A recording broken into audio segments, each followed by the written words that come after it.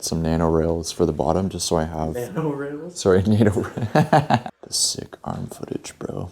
This NATO rail isn't NATOing.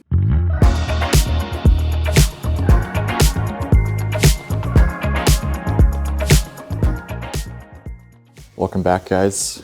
Today, you're seeing Matt in front of the camera, one of the peeps at Deadline.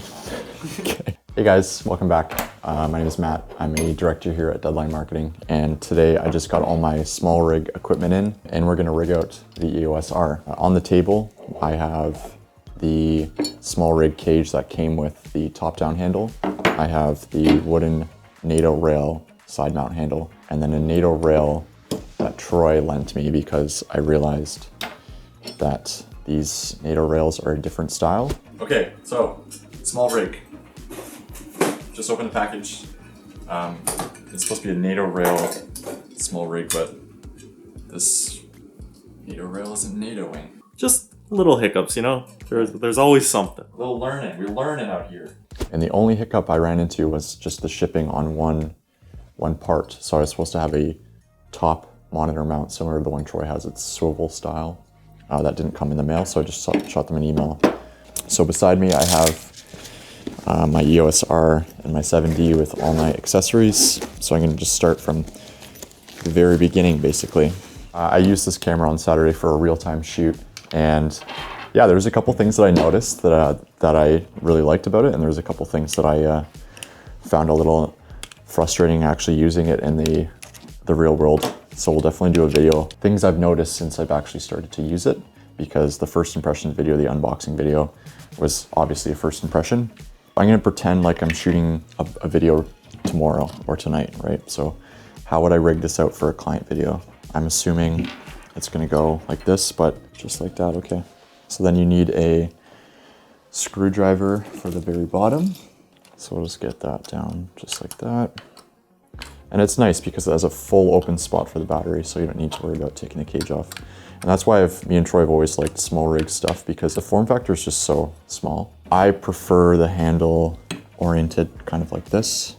And this has kind of always been the dream rig for me. Like, I've always loved the way wooden handles looked on a camera. This is where it would have left and been kind of stuck if Troy didn't have this piece right here. So thankfully he had this lying around through his various builds, and then I'm going to be able to use this to actually mount the second part, which is the wooden handle. So I was talking to Troy a little bit about why, I was like, we should make a video on why we've chose the rigs we've wanted to, and that's the beauty about Smallrig, is there's so many different variables and kind of build outs you can do. Look through the website and find something that'll fit your needs. And another pretty cool feature with just stuff like this is there's built-in Allens, and then they have a magnet. So if you're on the field and you need something, you're not going to be rummaging through your bag, and it's going to stay in there, which is super, super handy. And then this mounts super easily to the actual rail. All you do is just untwist this guy here and mount it on the side just like that. So it clips in there super nice, and then you're able to adjust it accordingly. From here, I would have mounted maybe a monitor, maybe move this over just a hair and then mounted the monitor here, or mounted the monitor on top. Or I could also mount it on the side here, which would be nice because you could have the monitor and then the HDMI outputs on here.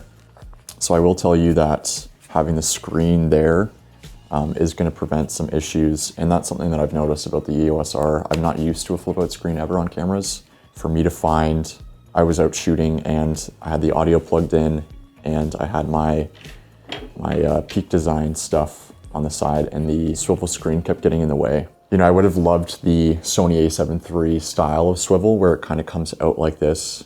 And I was thinking about that last night, is like, how could they have made this better if they had a swivel mount that comes this way and then a swivel that happens at the top? You could have kind of the best of both worlds, and I've seen that in a few examples. But then I also just discovered, again, this is me getting a Smallrig for the first time, that they have a flathead tool. So yeah, it's super nice that they incorporate the stuff that you would actually need on the field, rather than, okay, hold up, I gotta run to my camera bag or my camera case and then find something I need. And yeah, it's just like little stuff like that that will really make the moments go faster, we'll make a video on it, but we have notes on our phone about how shoots can go smoother, because every shoot day you're met with problems, right? And it's how you solve those problems and how faster you can get back to those problems and then continue shooting. So I was also thinking about possibly putting some rails eventually. I really like the way Troy's camera is set up, and has a kind of flip dual screen that I was talking about, because it flips down and flips up as well.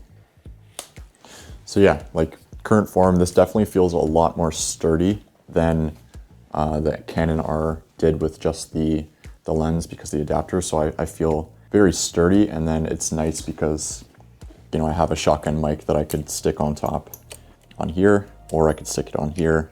It just kind of depends on where it meets my needs. And there's so many opportunities, so even there's one right there. I do have these generic swivel head mounts, but they don't lock super tight. That's why I picked one up from Smallrig as well. I did send an email, so I'm hoping that I get one sent out soon, but if you want to hook us up, Smallrig, we both use Smallrig a lot, so I do have a 90 HDMI, a mini HDMI that will go into the side. Yeah, this is super long, so I might get something that's a little shorter. But this is definitely the one I use for my Ronin, because it's the perfect size to stay. And yeah, one of the bigger things why I got the R, even in 2023, 2022, I have so many batteries already for the camera. So I have battery mounts that use the same battery for my monitor, the same for my 7D, and the same for my EOS-R. So it's just kind of reducing that cost, and how can I get something 4K that's still kind of cost effective. And so far I've been impressed with the footage that I've seen from this, and I'm going to be working on a project here shortly, editing 4K on my laptop and testing it out real time. So I'm not really sure why it's not displaying the actual information on the screen, but yeah, it was just a matter of a setting in the camera. For anybody who's wondering, it's under the first menu, the fourth folder, HDMI display.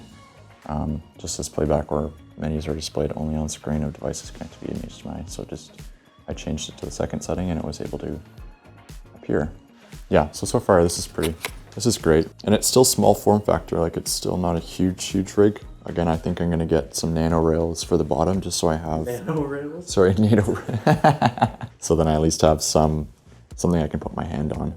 The sick arm footage, bro.